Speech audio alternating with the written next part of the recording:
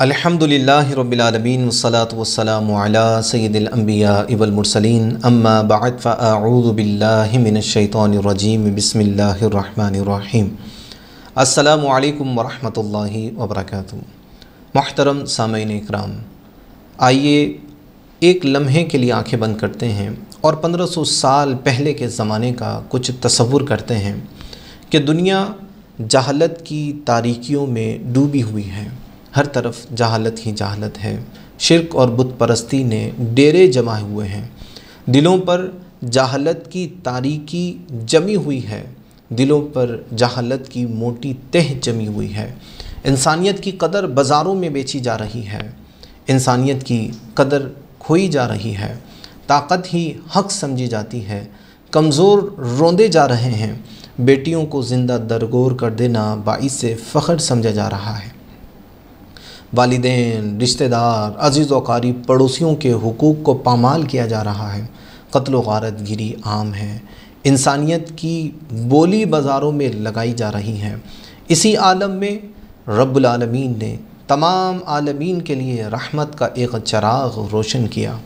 چنانچہ مکۃ المکرمہ کی مقدس سرزمین پر جناب عبداللہ بن عبد مطلب بن ہاشم بن عبد مناف بن قصی بن کلاب بن مرہ بن کعب بن لؤی بن غالب بن فہر کے یہاں وجود عالم کے الجھے ہوئے گیسوؤں کو سنوارنے والا، تمام جہاں کے بگڑے ہوئے نظاموں کو سدھارنے والا، وہ نبیوں میں رحمت لقب پانے والا، مرادیں غریبوں کی بر لانے والا، مصیبت میں غیروں کے کام آنے والا، وہ اپنے پرائے کا غم کھانے والا، فقیروں کا ماوا، ضعیفوں کا ملجا، یتیموں کا والی، غریبوں کا آقا، سید الاسفیاء، اشرف الانبیاء، محمد مصطفیٰ، احمد مجتبیٰ، حضور اقدس، قاسم النعم، مالک الارض، رقاب الامم، معطی، منعم، قسم، قیم، ولی والی، علی عالی، کاشف الکرب، رافع الرتب، معین کافی، حفیظ وافی، شفیع شافی، عفو غفور جمیل عزیز،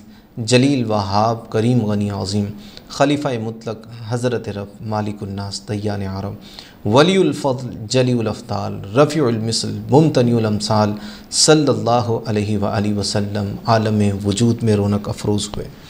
نہایت پاکیزہ بدن، ناف بریدہ، ختنہ کیے ہوئے، خوشبو میں بسے ہوئے، بحالت سجدہ، مکۃ المکرمہ کی مقدس بابرکت سرزمین پر اپنے والد ماجد کے یہاں پیدا ہوئے۔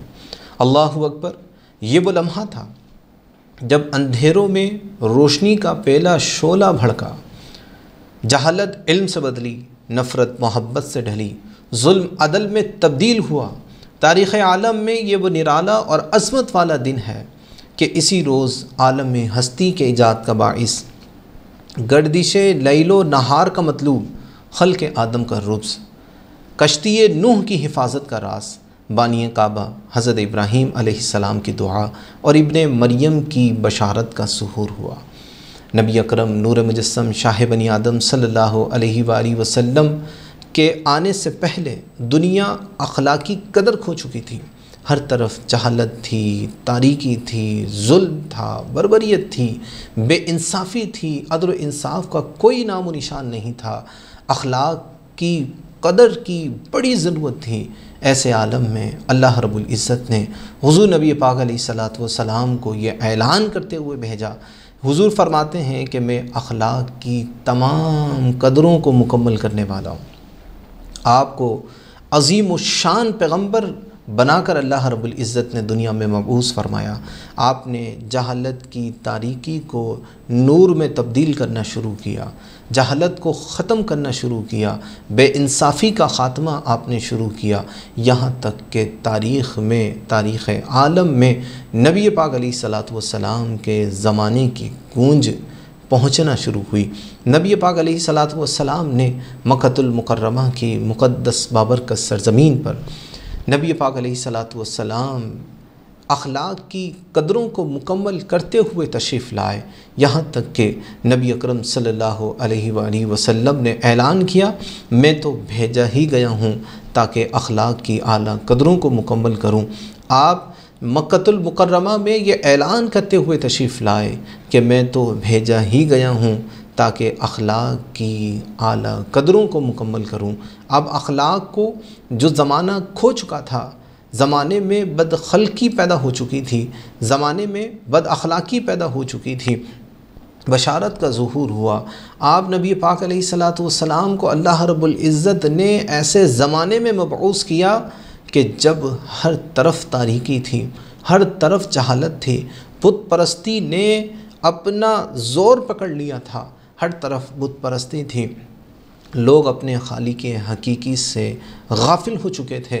نبی پاک علیہ الصلاۃ والسلام اخلاق کی اعلیٰ قدروں کو مکمل کرنے کے لیے یہ اعلان کرتے ہوئے تشریف لائے کہ میں اخلاق کی اعلیٰ قدروں کو مکمل کرنے کے لیے ہی بھیجا گیا ہوں۔ نبی پاک علیہ الصلاۃ والسلام جب تشریف لائے، ہر طرف بت پرستی تھی۔ اللہ رب العزت جو خالق و مالک اور معبود حقیقی تھا، لوگ اس سے غافل تھے۔ نبی پاک علیہ الصلاۃ والسلام نے اللہ کی وحدانیت کی تعلیم کا آغاز کیا، جہالت کا خاتمہ شروع ہونے لگا۔ اللہ تعالیٰ سے جو غافل تھے، اللہ تعالیٰ کے حوالے سے جو جہالت لوگوں میں پائی جاتی تھی، اس جہالت کا آپ نے خاتمہ کیا۔ اللہ رب العزت کی وحدانیت پر آپ نے بات کی، لوگوں کو سمجھایا، لوگوں کو سکھایا کہ اللہ رب العزت کون ہے، وہ ہمارا مالک ہے، وہ ہمارا خالق ہے، ہمیں اسی کی عبادت کرنی چاہیے، اس کے علاوہ کسی اور کی عبادت نہیں کرنی چاہیے۔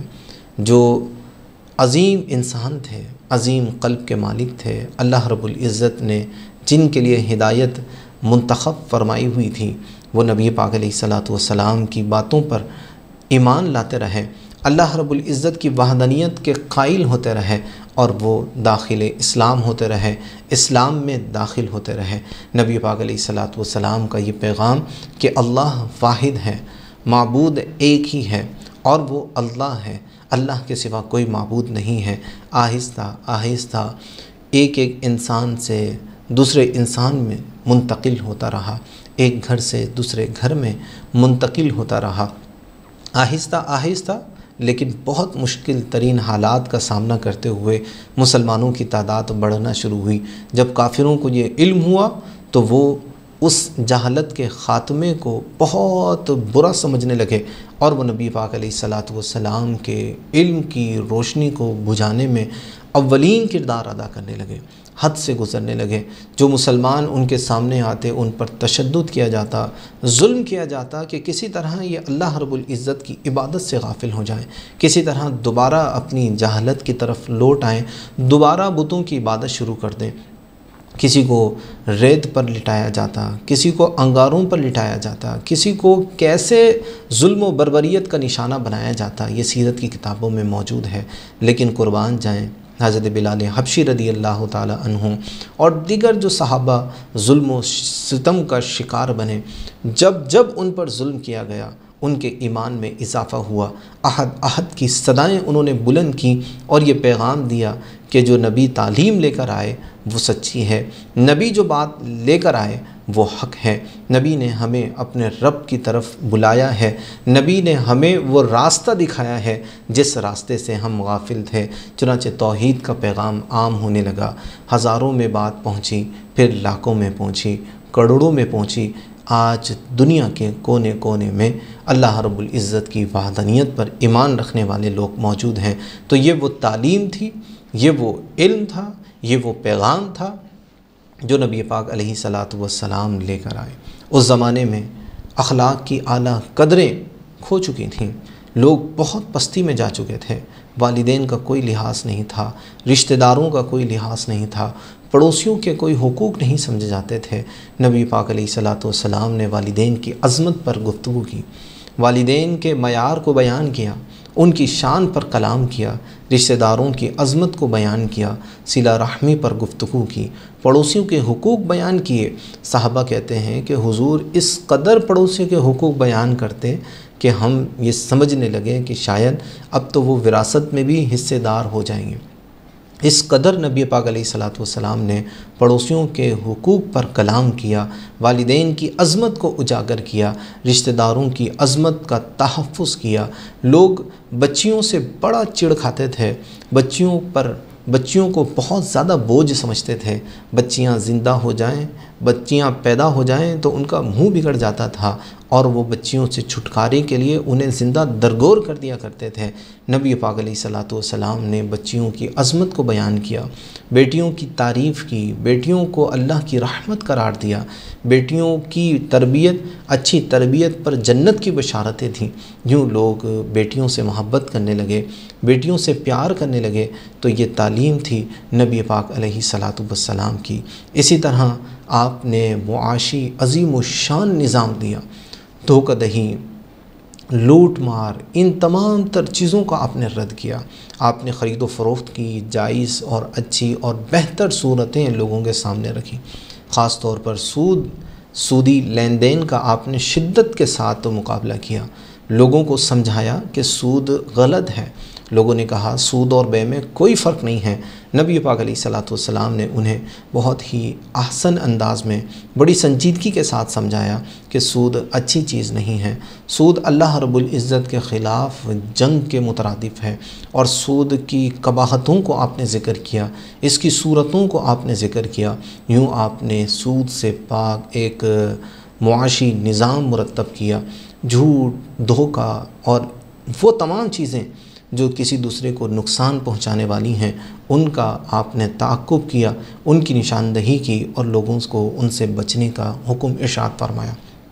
اسی طرح جھوٹ، سچائی سے دوری، بہتان اور بہت زیادہ ظاہری اور باطنی خرابیاں لوگوں میں پائی جاتی تھیں، نبی پاک علیہ الصلوۃ والسلام نے ان تمام تر خرابیوں کو دور کیا۔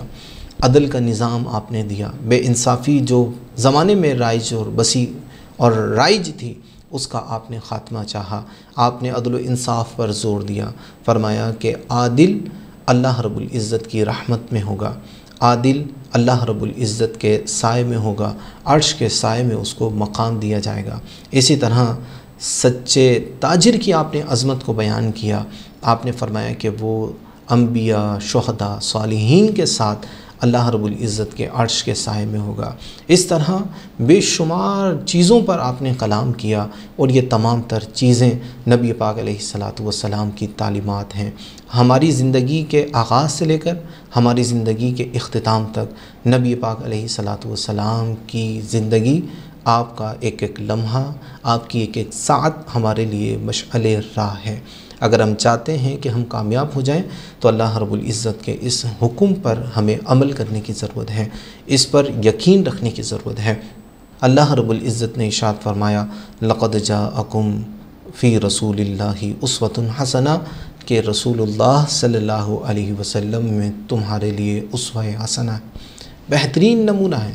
ایک مقام پر اللہ رب العزت نے ارشاد فرمایا وما آتاکم الرسول فخذوہ وما نہاکم عنہ فانتہوا، جو رسول تمہیں دیں اسے لے لو، اور جس سے روکیں اس سے باز آ جاؤ۔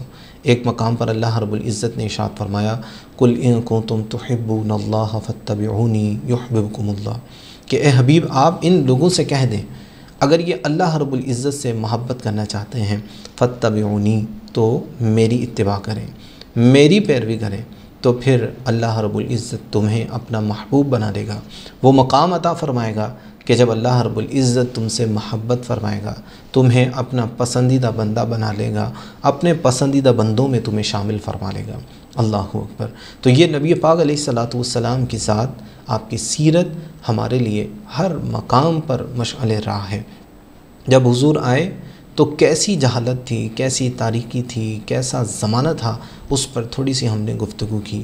آج کے دور میں اگر ہم اپنے زمانے کو دیکھیں تو خاندان بکھر رہے ہیں، والدین کی قدر کھوئی جا رہی ہے، بچوں کی تربیت پر توجہ نہیں دی جا رہی، اسی طرح معاشی نظام تباہی کی طرف ہے، اسی طرح عدل و انصاف کا نظام بالکل فرسودہ ہو چکا ہے۔ تو اگر ہم چاہتے ہیں کہ ہمارا نظام بہتر ہو جائے، ہمارا معاشرہ بہتر ہو جائے، تو آئیے نبی پاک علیہ الصلوۃ والسلام کے اس 1500 سالہ جشن ولادت کے موقع پر ہم یہ عہد کریں کہ نبی پاک علیہ الصلوۃ والسلام کی تعلیمات پر عمل کریں گے۔ آج ہمیں اپنے گھر میں نبی پاک علیہ الصلوۃ والسلام کی تعلیمات کو عام کرنے کی ضرورت ہے، اپنے نوجوانوں کی کردار سازی کی ضرورت ہے۔ اپنے بچوں کو نبی پاک علیہ الصلاۃ والسلام کی سیرت پڑھانے کی ضرورت ہے۔ اپنے معاشی نظام میں سود جیسی لعنت سے دوری کی ضرورت ہے۔ سچائی، عدل و انصاف اور ہر طرح کی باریکی جو خلاف شرع ہے اس سے بچنے کی ضرورت ہے۔ ہر چھوٹی سے چھوٹی برائی سے بچنے کی ضرورت ہے۔ اگر ہم چاہتے ہیں کہ ہماری ذات بہتر ہو جائے، اگر ہم چاہتے ہیں کہ اللہ رب العزت ہم سے محبت فرمائے، تو اس کے لیے نبی پاک علیہ الصلاۃ والسلام کی زندگی ہمارے لیے مشعل راہ ہے۔ حضور کی تعلیمات ہمارے لیے موجود ہیں۔ نبی پاک علیہ الصلاۃ والسلام سے متعلق اللہ رب العزت کا یہ ارشاد موجود ہے کہ اے حبیب آپ ان سے کہہ دیں اگر یہ اللہ سے محبت کرنا چاہتے ہیں فاتبعونی، تو پھر میری اتباع کرو، حضور کی تعلیمات پر عمل کرو، جیسا نبی نے کیا ویسا ہی کرنے کی کوشش کرو، تو اللہ تعالیٰ تمہیں وہ مقام عطا فرمائے گا کہ جب اللہ تعالیٰ خود تم سے محبت فرمائے گا۔ تو یہ بڑا عظیم مقام ہے۔ اللہ رب العزت ہمیں نبی پاک علیہ الصلاۃ والسلام کی تعلیمات پر عمل کرنے، آپ کی تعلیمات کو سمجھنے اور اپنی ذات پر، اپنے بچوں، اپنے گھر والوں اور معاشرے پر اس کے نفاذ پر عمل کرنے، اس کے نفاذ کی اور معاشرے پر اس کے نفاذ کی کوشش کرنے کی توفیق عطا فرمائیں۔ وما علینا الا البلاغ المبین۔